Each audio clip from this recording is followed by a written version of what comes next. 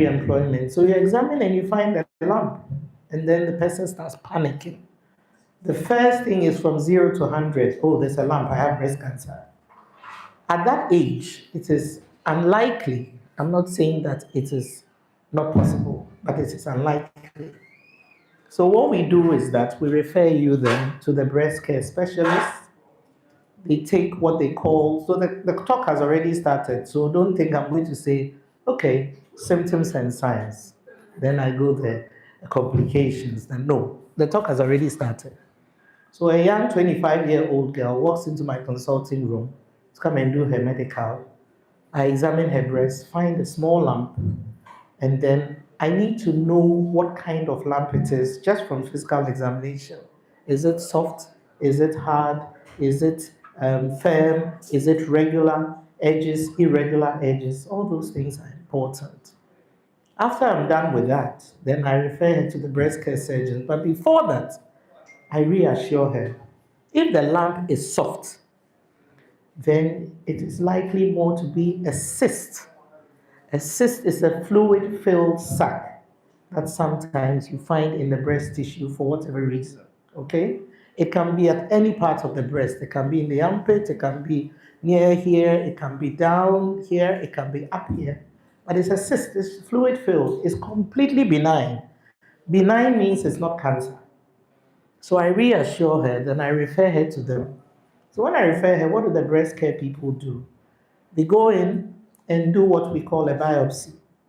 The biopsy, the first one they tend to do is the one with the needle.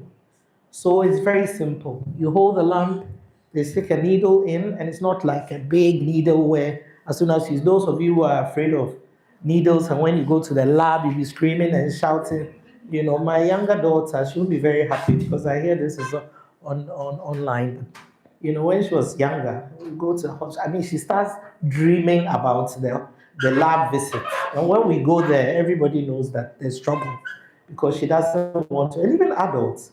But this one, they anesthetize the area, make it numb, and then they put a needle in. Then they take some of the tissue and go and look at it. If it's not conclusive, then they may have to take the lump out. Taking the lump out of the breast is to take it to the lab to see whether it's benign. And all benign means, like I said, it's not cancerous or it's cancerous. So when you're coming for your pre-employment, those of you who may not be working for yourselves, you're going for pre-employment and they say they want to do a breast examination. Don't go there and start saying that, hey, as to these doctors, what has breast got to do with the job I'm going to do? It is for your own good. It's for the good of the employer, but it's also for the good of yourself to know exactly what you have. So that is that part of it. Then being black is a risk for breast cancer. The cause of breast cancer, we don't know. Just like all cancers. What's cancer? It is the active and replication of cells. Our cells have to replicate for us to grow because, of course, this tiny little baby, Madame's little son, who is 1 year old, if his cells don't replicate, he will not grow. But then the cancer cells go out of sync. They are replicating very, very fast. And because of that, they spread and become a problem. So, cause we don't know, but risks we know. Being a woman, you are much more at risk of getting breast cancer than being a man. But I have a problem with breast cancer awareness because I keep telling them that, I think that we should examine the men as well. Because the funny thing is that when they get it also, it can be very aggressive. So I've seen men who have just seen maybe 2 or 3 in my whole 26, 27 years of medicine who have breast lumps. One of them was a tumor, the other ones I didn't follow up, so I don't know. But I've seen several women. So being a woman, being black, and your risk increases with age. So I won't tell you my age because I think I'm just like you guys. But I've already given myself away because if I have a 25-year-old daughter, then I can't be that that young. But anyway, so somebody my age in my 50s I am more at risk than you are. And then also obesity. If we were to do the BMI of so many people here, including myself, it can be a problem because it puts you at risk not only of breast cancer, but of other cancers and then other health conditions. Okay? So, obesity is one. Alcohol, drugs, smoking, all these things put you at risk. Nowadays, you people think being able to drink and all that kind of thing is cool. It's not a bad thing. I'm not here to come and preach alcohol or no alcohol.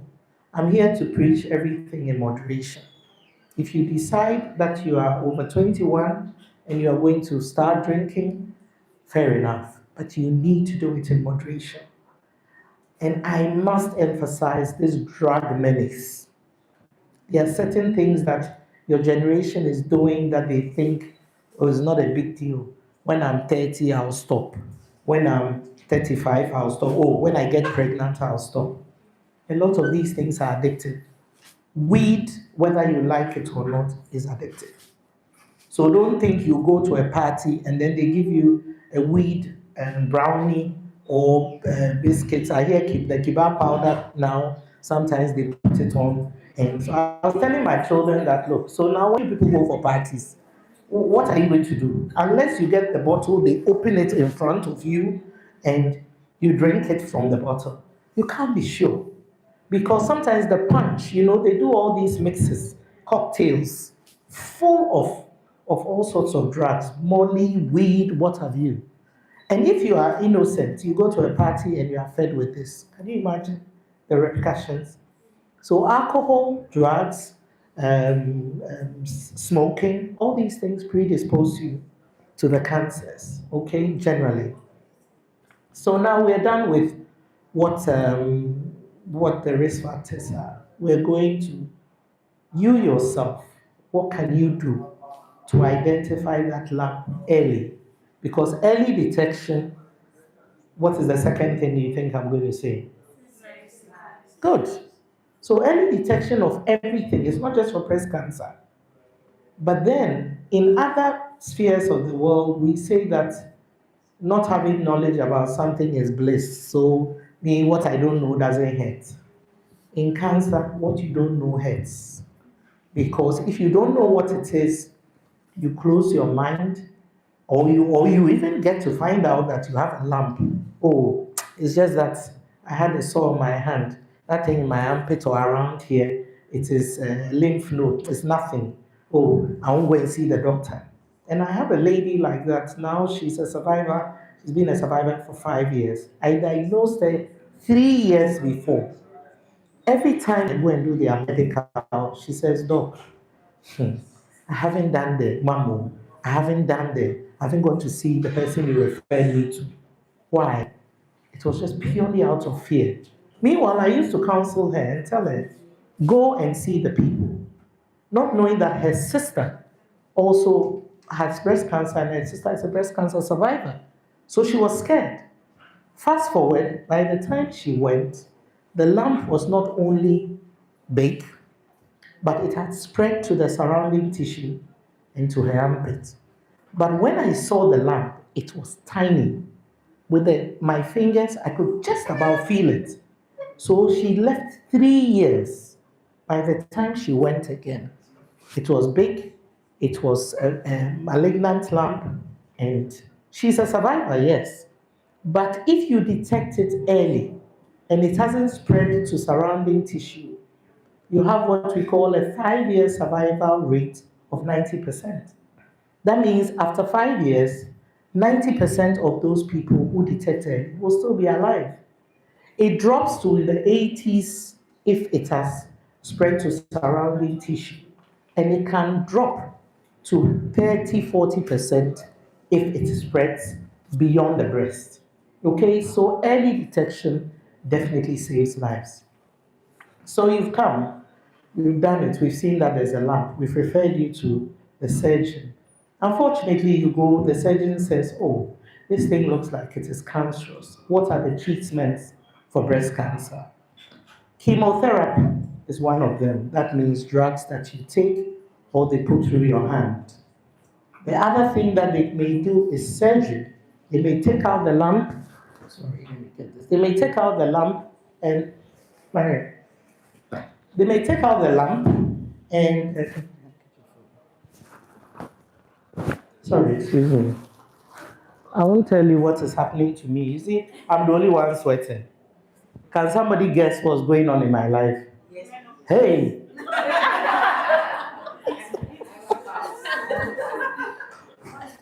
Anyway, so I'm glad you are women. You will all get there one day. No. So anyway, so they've taken out the lump. They said it's cancerous. Treatment. The surgical, like surgery, sometimes they take out the whole lump and they take out some of the breast tissue. If the lump is far advanced, they may have to take off the whole. I remember there was an elderly lady. Hey, me, I think I'm in my 50s and I'm still, snazzy, trendy. That woman was something else. When you see her heel. So she came and then we detected when I was a young doctor that she had cancer. I took her to the UK for her to have surgery. Immediately she finished, first she said she won't take the breast off, but the lump was far advanced, the cancer. So they convinced her, she took it off. As soon as she took the breast off, she said, I must buy, they have the prosthesis that you put in there, and sometimes it's in the form of a bra, sometimes they put it actually underneath your skin and they remold your breast. So she said that's the one she wants. They did it and her body rejected it because the wound was not healing. So she had to go in for a third surgery for them to take it out. The point I'm making is that breast things are so far advanced. My friend who has breast cancer, if you see her brassiere and you see her, in a group, you say, hey, this woman's bust. She has a big bust, though. And yet, both her breasts, because her mother had breast cancer, her grandmother had breast cancer, so she has a very strong genetic predisposition. So it came in one, and she said, you know what? I want a double mastectomy, meaning that I want both breasts off. I don't want to stress myself. I'm married, I have children, their children are grown. What am I using this for? Breast for. I can fake the breast. She's a very funny person. She's a survivor. I can fake the breast, and then we're always laughing at her husband and say, hey, you. And he said, oh, he can just imagine that something is going on. But at least she survived for the past 12, 13 years post the time that we diagnosed her. And yet, when we diagnosed her, it was around the breast area and it has spread to the armpit. So she's still around after so long. So we take the breast off or we take the lump out. The follow-up is absolutely important. A lot of the time when they tell the people to come for a follow-up, oh, I won't go. Oh, I'm not ready. Oh, and now thanks to National Health Insurance, and then hopefully in the future, I'm not political, but thanks to, I can only remember it's called Mahama Cares, is it? Yes. So they are zooming in on these areas to make sure that if you have any sort of breast cancer or any cancer, they support you because the medication is very expensive. Then you also have what we call radiation. So what it is in layman's terms is that they beam certain radioactive rays to burn, in quotes, the area so that it keeps the cancer cells away. Where's Francis, one of my nurses? Francis. So we have a cousin, I have a cousin, who had a lump. And I'm using people as examples. If you've noticed, I haven't mentioned anybody's name. So a cousin, she's in her late 50s or is it early 60s? She had a lump several years ago, maybe 2, 3 years ago, and she didn't tell any of us. She comes from a rural area deep in eastern region. By the time she came to us, the lamp was as big as this. In fact, you didn't have to put your hand there to see that there was a lamp there. So I asked her, why haven't you done something about it? I'm a doctor. My sister is a doctor. My father was a doctor. And we are married to doctors. What was the reason? She said, oh, Ama, me cry the every mama because my friend nurse penny bi no catch me say, we enye hwe a dry big keke na about a shower meaning or it's just a lamp. Me and me my benefits but me hwa and coffee. And I say, see, I'm a enye me chia me ya. When she came, she had lost so much weight. So she is in the final stages. She's a young lady, relative 60 something. So she's in her final stages of breast cancer. What we are doing for her now is trying to prolong her life as much as possible. Unfortunately, so I'm coming to the complications. It has spread to her liver, it has spread to her spine, it's everywhere. And she is crippled now, she can't walk because it spread to her lower back. So she can't walk. Thank God for us because we are able to bring her in from the eastern region. The journey is 3 hours for her to come every 3 weeks.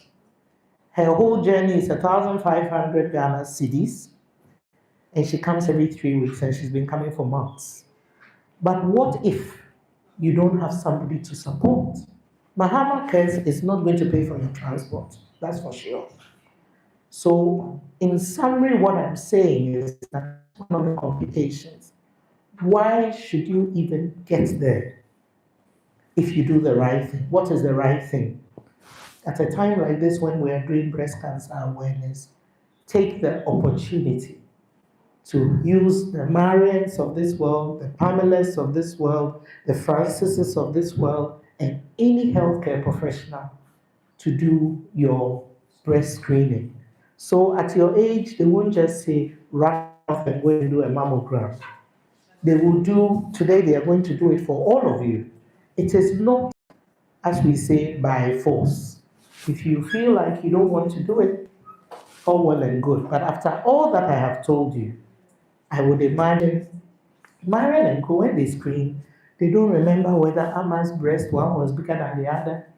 They don't remember whether she had a big bust. Can you imagine the number of breasts we see? We can't remember all everybody's face and, hey, Ama, that girl, the way when I did it, no, we really don't care. It is more about saving your life. So when you go, and luckily we have mainly women, even if you go and the doctor is male, you should trust that the fact that he's there, after all, they are the ones who deliver us when we are, deliver our babies. So you are there for a reason. You go, you expose yourself, they do a quick examination. If you are 40 years and above, we may refer you to go and do a mammogram. What is a mammogram? It's just a picture, sort of an x-ray of your breast. So you put your breast, it sounds very dramatic, but it's not that bad. You put your breast in between two plates, you put the breast there, and then you bring the plate down. So people say it just squeeze the breast, that is very, very painful. It's not true.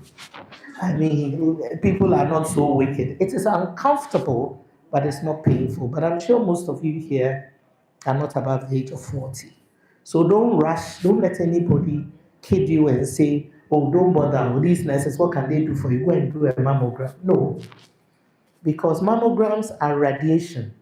So we don't want you to go and expose yourself to radiation if you don't have to. So let the nurses have a look.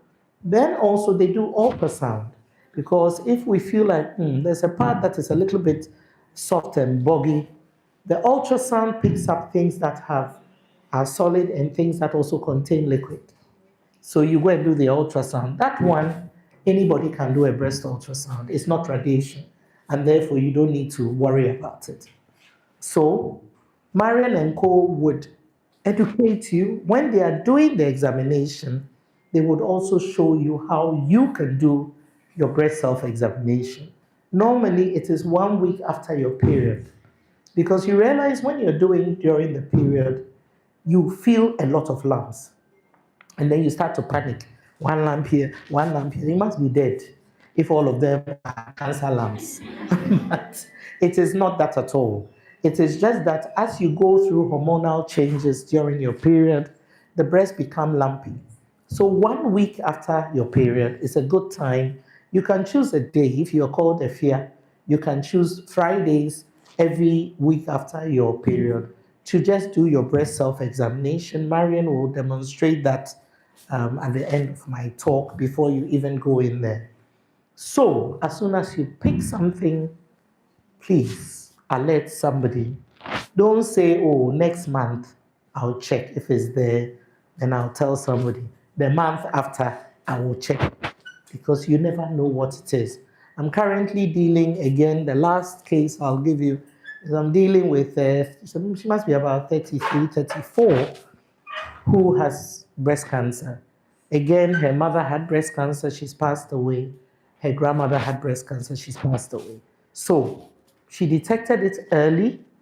We have had a look at it, and she's cancer-free for now. And I'm sure she'll be cancer-free for a very long time. Okay? So I'm sure what is on the internet is, when I came, they thought I was going to do PowerPoint. What is breast cancer? This, that. No, it doesn't help. You people are more knowledgeable about these things on the net than I am. The difference between me talking to you and what is on the internet is that you pick that thing just as it is, and then you start panicking. They say that half-baked knowledge is worse than no knowledge at all. You think you know, but you don't know. So you read it, hey, 5 year survival rate, 90%. That means that after 5 years, 90% of people will be dead. Or, so these are little things that you need healthcare people to explain to you. Another thing that should demonstrate is sometimes you use the tips of your fingers. If you use the tips of your fingers all around your breast, you will feel a million lumps. We have a way of using the flat of your fingers to examine. So this is something you may see a video on the net, but if you don't see it being done in real life, you may not know what you're doing, okay? So Marian and her team are here. They'll stay here, go through the process with you, and then tell you but you must let them also know if you have a first degree relative, as a mother and sister who has breast cancer or had it, or a second degree grandmother, maternal grandmother, and stuff like that. You always must ask your family history. If I ask you people now what your parents have, a lot of you don't know. They just say, oh, I mean, if you are working somewhere, the prescription atomed breme. You don't care whether the medicine is for hypertension, diabetes. So when they ask you, does your mother have hypertension, diabetes, breast cancer? You don't know. It is good to find out from your parents what conditions they have. They won't hide it from you because genetics is very important in determinants of disease. So on that note, I'm going to call Marian. I may take one or two questions. I'm not a breast cancer expert, but any doctor can answer the questions up to a certain level. If you tell me, oh, so right now, what is the current drug they are using for stage 4? I beg you. That's not my area. It is more to do with, I'm a general practitioner, which is a family practitioner, and I'm a clinical nutritionist. If you ask me how many kilocalories are in XYZ, I can tell you. But if you ask me about Herceptin and all that, it is way above my head. But the point I'm making is that I've given you the basics. Every single month, feel your breast. People are coming up with so many things. Boobs matter.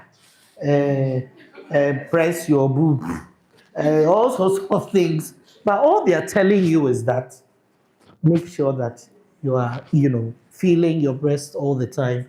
And the young lady, the executive lady who spoke, she said, let somebody else feel for you. It's very strange, eh? Sometimes the men, they say the breast is not for the men, it is for the babies. But I don't know about that. They too, you own it. But okay, let me stop there. But anyway, so if you are married and they find that there's something in there, your husband tells you that it looks like something is not right. You don't just say that what do you know? You have to pay attention and visit somebody. So I hope this talk has been useful.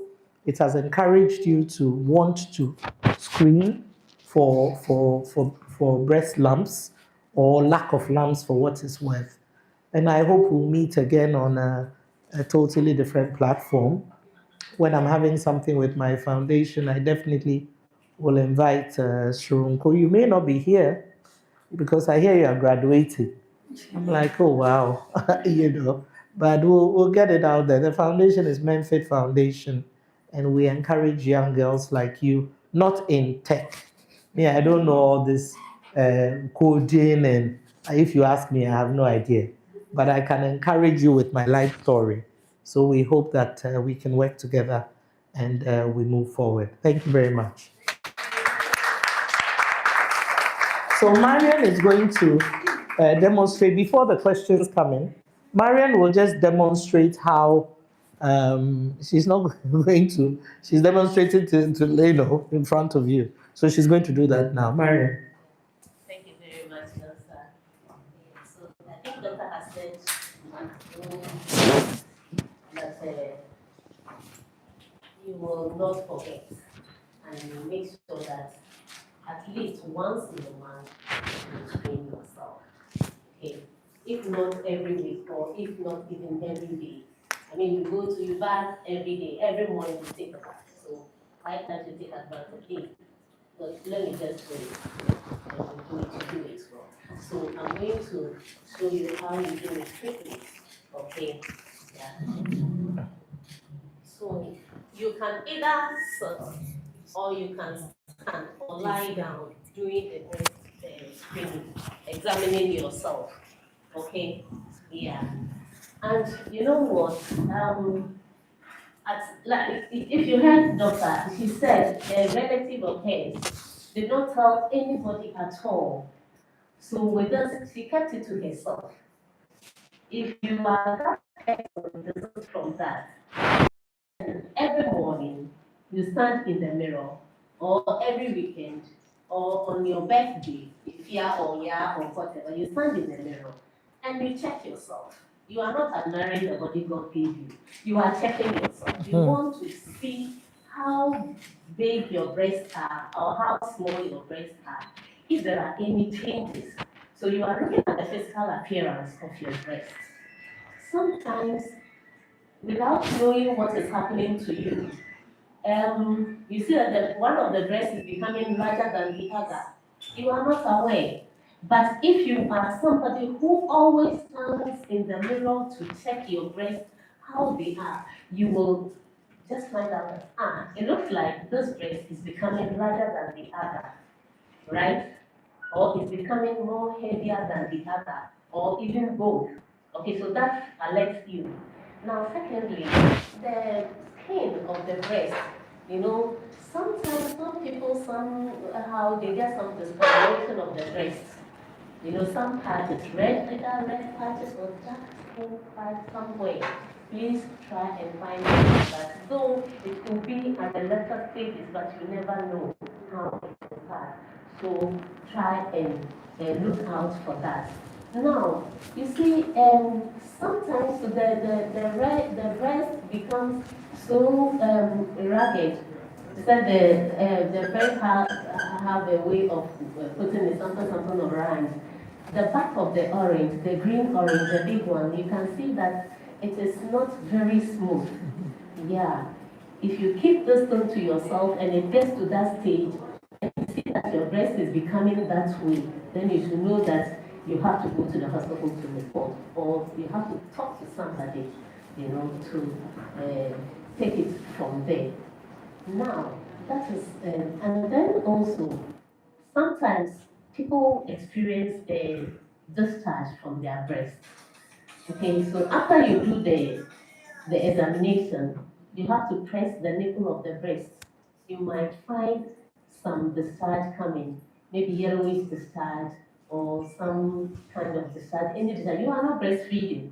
You know, when you are breastfeeding, there's this breast milk that comes. But this time you are not breastfeeding, no, but you can see there's a discharge coming. Please report. Okay. Now that is outside it. Internally is what doctor is talking about, the lump. And she said, there are so many that people our breasts have a lot of lumps, you know. During your menstruation, you might think you have, no. That might not be. But apart from that, make sure that after your menses, in your free time, you do the examination, and that time when you do it, that is where you might find that awkward line. Okay, so doing that, if you want to lie down, you can lie down, expose yourself, you put your hand behind your back like this, and then she showed you where to use your hand. It's not the fingertip, it's not the palm. You see your knuckles here, this is your knuckles. The inner part of your knuckles, that is this side. You know, that's where you use it. And then you press not too hard. You press, but you are looking out for something. Okay? You are looking out for that. The lump is it's like it can be bigger, it can be smaller, you know. But once you know what you are looking for, which is not the regular lumps that women will have in our breast, this one is firm and attached to the skin and it doesn't move. That one, the normal one fluctuates. This one, it doesn't move. It's stuck in the skin and you can feel it that it is there. Okay, so you use the inner part of your knuckles here, and then you press it. You do this. You start from your armpits, the tail end of the breast, because the lump can also hide there. And then slowly and firmly you press it. You know, there's something in your mind you are looking for. So you go around, you go in circular, you know, try and do it slowly, slowly, slowly, slowly, slowly, slowly. You go round and round until you come to the nipple, and then you press it to see if there's any discharge. So, can you touch your nose here, the bridge of your nose? Not here, the bridge of your nose. You see, it's very hard. Or if you can use your tongue inside your like this, and stick it firmly. Don't let it rotate. Hold it like this. See, you see how it is? That cancerous lump feels like that. It feels like that. So if you do the examination and you find something like that, please try and go to the hospital to report. Okay? So this is what we are going to do today. My colleagues and myself, we are going to do with all of you. And if you have any questions, you can ask. Before then, we're also going to check your vital signs, your blood pressure, your pulse, your temperature, your weight and height. And then, you know, doctor is a nutritionist. If your weight is and you want to see her, please come and see her. Kamili, we are your neighbor. We are just around here. You, your mother, your parents, everybody in your family, bring them. And we are very down to earth. We are professionals and we take very good care of our patients or our clients. Nobody is going to see that you have come to the hospital. We are absolutely private, and I assure you, come and you'll be very happy. You won't regret it. Thank you. Oh, can I have the Yeah, okay, Mariam, thank you. She's the administrator, but she's a very senior nursing officer retired. So that's, when they say retired, you know where that is coming from. Give her a round of applause. She has children much older than You guys here, I think I'm old, but Marian, you can see how funky she looks, But what she said, we may think it's marketing, but I think it's true. We are very private. We are very enclosed space, and where we are, nobody really is in your business, especially for the mental health. I'm very, very concerned about that. Don't keep your issues to yourself. Speak to somebody. We have young people like you coming who are absolutely suicidal. We have to follow them to their homes. And don't wait till you get to that stage. You are having issues, come and see us. And most of the time, young people, we have a sort of not a young people's rate, but a corporate rate that we give to you.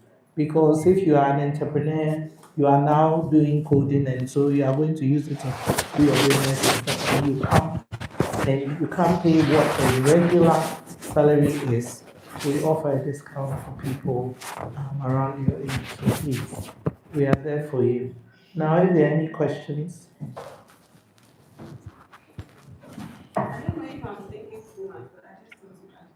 You mentioned that when you're going to get the mammogram, you put your breast in between two plates. Now I'm thinking, how about men? Is it the same thing with them? And there are actually some women that do not have really enough breast. right. It's a good question. I'm not sure about the men, but women, no matter how, I don't know how to describe the plate. When I say plates, it seems very dramatic, Yeah. but they will pull as much as they can get. Yeah, good. So there's like two phones. So they push you to the edge of it, and then they pull your breast inside. So even if you are flat, I mean, how flat chested can one woman be? Because if you are that flat chested, then okay. But even the men, hey, there's a man who's somebody I know very well, and he said, oh, he wears cap C. He's always laughing because his breasts are probably bigger than mine. But I think that there's a way that they pull it and then put it on. I'm not sure with the men how it's done, and I don't know how many men will have to do a mammogram because the incidence of breast cancer in men is very, very low, but it does exist. There are people who have, there are men who have breast cancer. Thank you. Thank you. Oh, you can sit. So my question is in relation to you mentioned that when you're in your period, it's not advisable. So assuming someone is pregnant, and when you are pregnant, the breast gets bigger. Is it advisable or that one unless you give birth? No. So what it says is that the reason we say that don't do it during your period is because it gets very lumpy. However, when you are pregnant, it may be lumpy, but the whole purpose of everything we are doing is to know the normal consistency of your breast. So when you're pregnant, the first month it will be lumpy, second month it will be lumpy, but you know where the lumps are. So if something surreptitious comes in there, you will feel it. Trust me. So it's just getting used to the consistency of your breast. But please, don't know where is it ever said that when you are pregnant, don't examine your breast. In fact, during pregnancy, the tumor can grow out of control. So there are people who have a tumor even before they get pregnant, and because of the hormonal imbalances and other factors, during pregnancy, it gets very wild. So you need to continue to examine your breast during pregnancy, but not mammals, anything. For example, they always ask you, when was your last menstrual period? Are you pregnant? Because if you are 40 and you are going to do a mammo and you are pregnant, it is a contraindication. You don't go because again you don't want all this radiation going through your body because of the unborn child that you are carrying. Okay. They have other ways of being able to diagnose it. Again, your life is more important, in quotes, than we want to save mother and, if possible, child. So, if the breast cancer is something that is going to create problems for you during the pregnancy, we weigh the options and take a decision based on that. Okay, but in summary, examine your breast during pregnancy. Don't stop examining it. Alright, so please, my question is about fibroids. that like I wanted to know if it's cancerous or it's not cancerous. Okay, so you hear the word fibroadenoma, which is a regular, it's a breast lump, but it's a benign breast lump. Benign means non-cancerous. And that is what a lot of young people come with. And they begin to panic. And that one, the features of it, it's good you asked. The features of it is they are soft to firm, and they run at some of them, we call them breast mice because they run around the breast. You press it here, it comes here. You press it here, it comes here. So it's, and you can actually feel it's a lump, but almost more often than not, and I'm using these words advisedly, because the fact that the breast lump is moving doesn't mean it's not cancer, it's not absolute, but it is unlikely to be cancer. So it's better for you to go for them to get it out. So a fibroadenoma is non-cancerous, it is not a carcinoma, and when you go, most of the time they'll take it out, completely, because they won't take some and leave some. No, it's better to take it out. Some people have had, there's a girl who, when I was in medical school, and when I was in fourth year, she came to have a lump taken out. And when I was in final year, she came again because she had 2 or 3 lumps and they were recurrent. But once they know that, they will monitor you and make sure that if you feel another lump, they help you with it.